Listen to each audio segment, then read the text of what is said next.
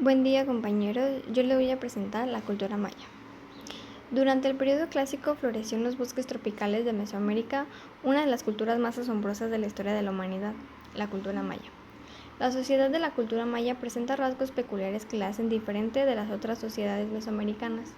Estos elementos distintivos son el empleo de una escritura jeroglífica compuesta por más de 700 signos, el uso de la bóveda falsa en la arquitectura, el desarrollo de una escultura monumental de carácter religioso que asocia la estela y el altar, y un sistema para medir el tiempo que parte de una fecha concreta.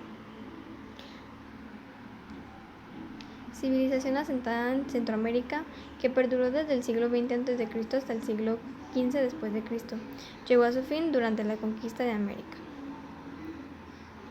Así definida, la subárea cultural maya comprende el territorio de los actuales estados mexicanos de Yucatán, Campeche y Quintana Roo, parte de los de Tabasco y Chiapas, los departamentos guatemaltecos de Petén e Izabal, el noroeste de Honduras y Belice.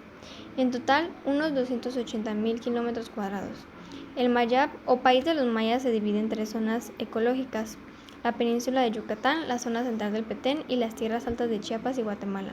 De las tres, la más problemática para el progreso humano es la central, ya que la abundancia de lluvias y ríos y pantanos crea un denso bosque de tipo tropical. Paradójicamente, fue en este difícil hábitat donde la cultura maya alcanzó su mayor esplendor.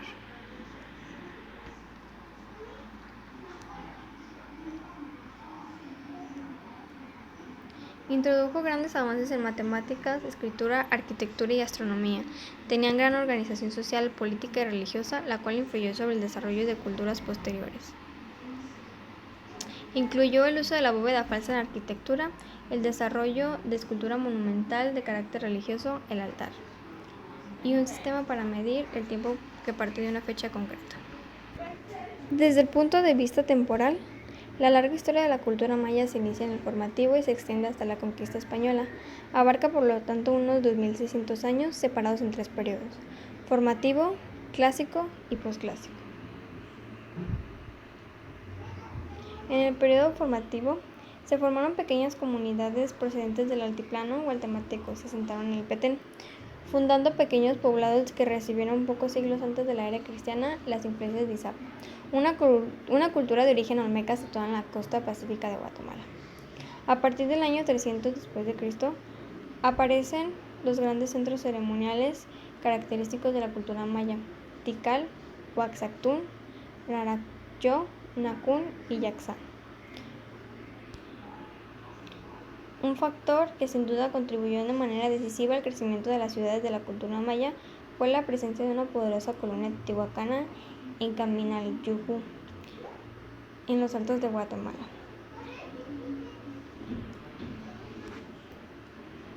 En el periodo clásico, la resurrección de la paz social abrió una nueva fase histórica, caracterizada por una explosión cultural impulsada por los gobernantes de las grandes ciudades-estado del periodo.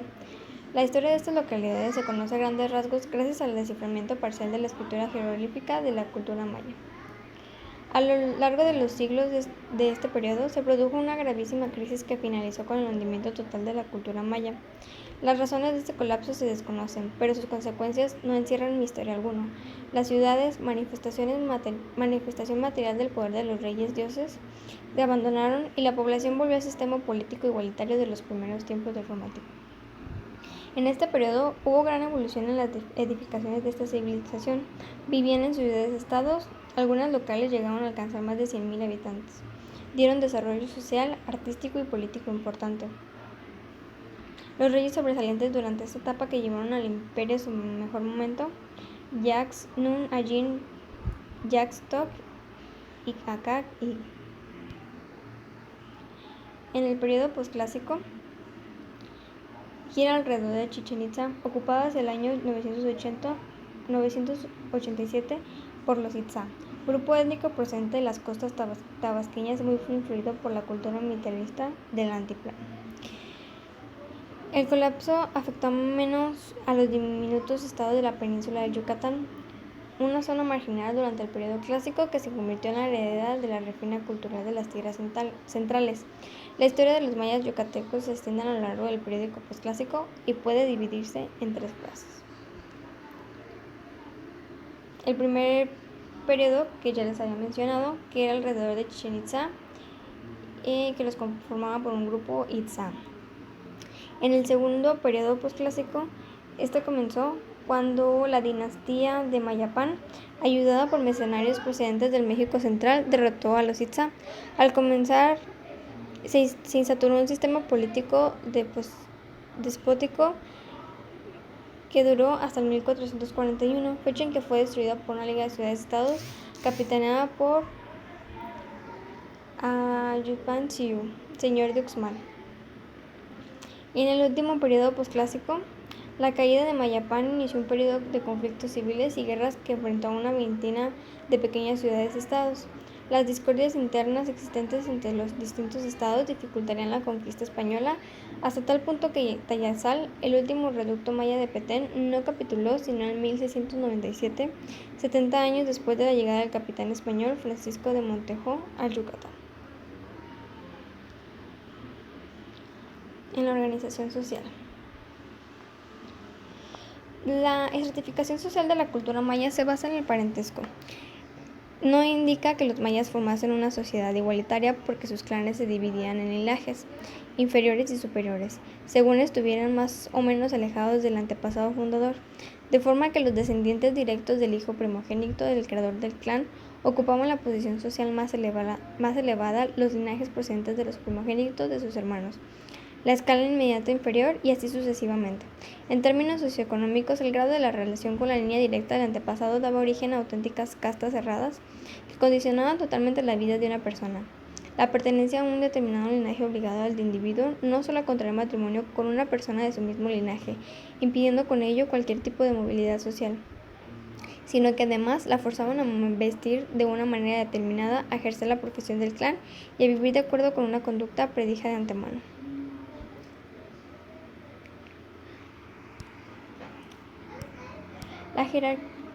Jerárquicamente se dividía en sacerdotes. Se les otorgaba el poder del supremo ya que se les creía capaces de comunicarse con los dioses. Los gobernantes, encargados de gobernar las ciudades-estados, vestían de manera particular y ostentosa que los diferenciaba del resto. Artesanos y campesinos solían vivir a las afueras de las ciudades en bajas condiciones económicas y algunos eran considerados esclavos. La nobleza, comerciantes, altos funcionarios y jefes guerreros. Los esclavos, miembros más bajos de la sociedad maya, ejercían trabajos para la nobleza y el Estado de manera forzosa. Los principales dioses mayas: Unacu, dios principal creador de todos; Itzamna, dios de la sabiduría; Ixchel, diosa de la fertilidad y el agua; Yumcax, dios de la agricultura; Cahuil, dios del fuego y de la medicina; Cuculcán, dios del agua y del viento. En la religión, eran politeístas, adoraban a varios dioses relacionados con la naturaleza, sus deidades estaban ligadas al calendario y a la astronomía, sus principales dioses, Unacu e Itzamna, pero también dioses de la lluvia, el sol, agricultura, muerte, entre otros. Los sacerdotes eran los que se dedicaban al culto, actos adivinatorios y sacrificios rituales para la adoración de los dioses. Los mayas constituían pirámides como templos de adoración. En la economía se basaban principalmente en la agricultura, producían maíz, frijol y tubérculos. A través de sus cultivos producían medicinas, tejidos y materiales de construcción. Sus técnicas eran muy avanzadas de irrigación de los suelos, los cuales a través de sistemas de canales proporcionaban agua en la estación seca y mantenían los cultivos durante todo el año. Las cosechas quedaban en poder del campesino, si bien éste debía entregar una parte al señor para contribuir al sostenimiento de la familia dominante y del aparato burocrático. La recompensa por esta cesión era doble. Por un lado, el linaje gobernante aseguraba la existencia de los campesinos en épocas de crisis al suministrarles alimentos y ropas procedentes de los almacenes del Estado. Por el otro, efectuaban los ritos necesarios para atraer el favor de los dioses de la lluvia y la vegetación.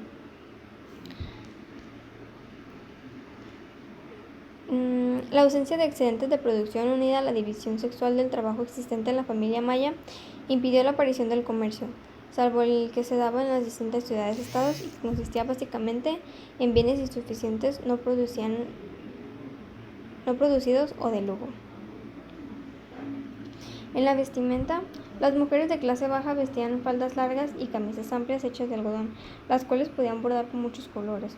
Los hombres, al igual, verían una especie de calzón básico y tenían el pecho descubierto. Para la familia real y servidores del Estado, usaban atuendos más elaborados con piedras, sandalias y cinturones.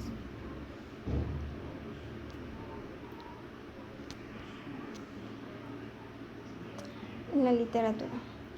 La maya colonial, la más importante, se basa en la demostración de que los mayas eran descendientes de los dioses, a través de la genealogía de los gobernantes mayas y sus descendientes. Se utilizó para dejar registro de la cultura a las próximas generaciones, logrando preservar sus tradiciones y costumbres. En la maya contemporánea, desarrollada por escritores de origen maya que dominaban la lengua original, quien ha ayudado a través de sus escritos a difundir la cultura maya. En la música jugaban un papel importante para los mayas en las distintas ceremonias y eventos que celebraban, desde funerarias pasando por rituales para la agricultura. Se cree que los instrumentos musicales diseñados producían sonidos con escalas distintas a las escalas occidentales. Se han hallado unos 125 instrumentos como trompetas, conchas, flautas, cornos de cerámica y ocarinas que eran utilizados por ellos para componer sus canciones.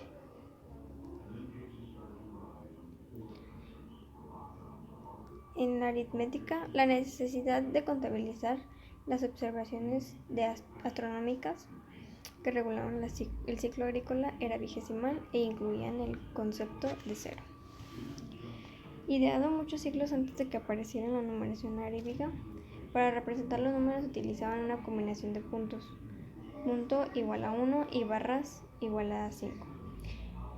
En matemáticas dominaban la división de fracciones y los logaritmos.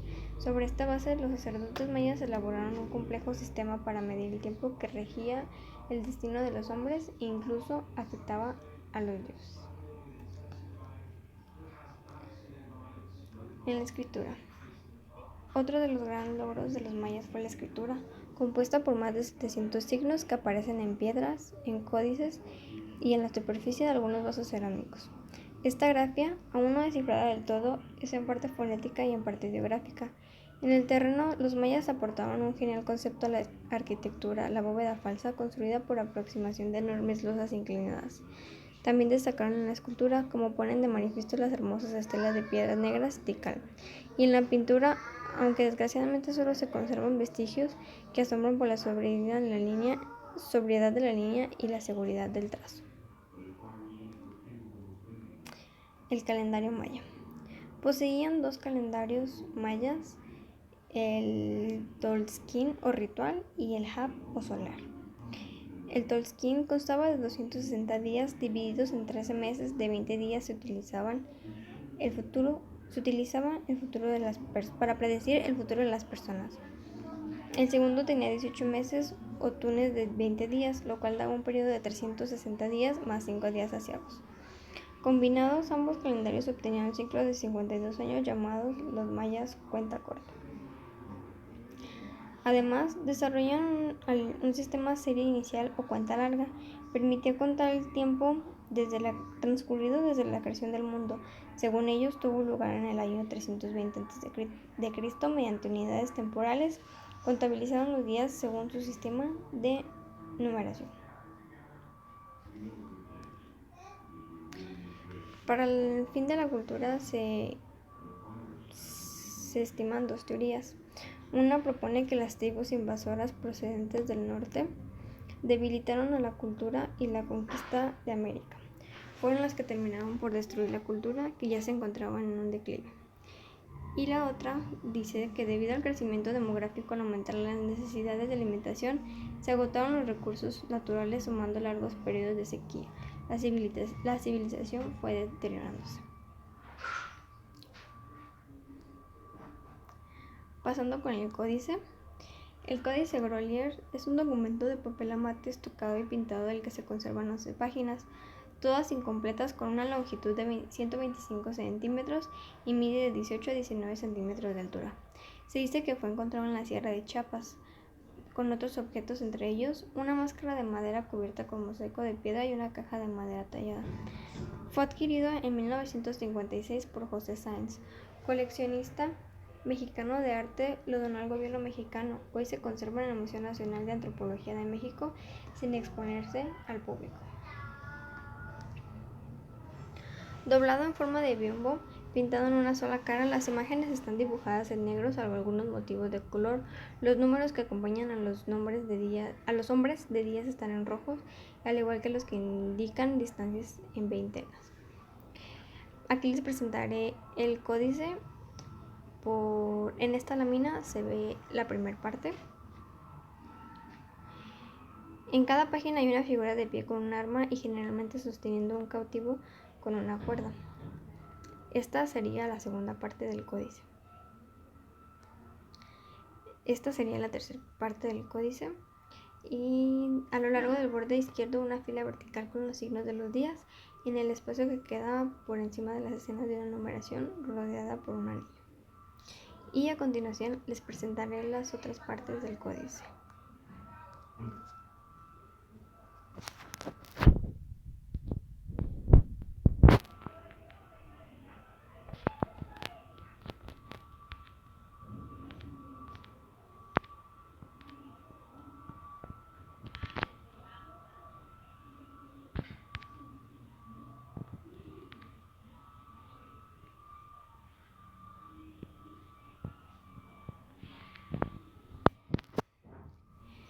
Y bueno, eso sería todo de mi parte.